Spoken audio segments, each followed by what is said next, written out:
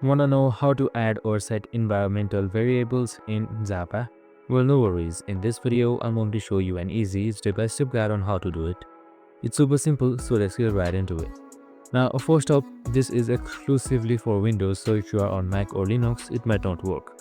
So what you gotta do is just simply press Windows plus S. This will open up the Windows search bar, and once you're there, just simply type in environmental variables. This should pop up right here. Now just simply select it. Now select environment variables once you're under system properties. Now once you've done that, in order to set it, we need to select new. Now just simply select new right here and then type in your variable name. So just type in abcd java and then your variable value. So for that, just simply browse directory or browse your file.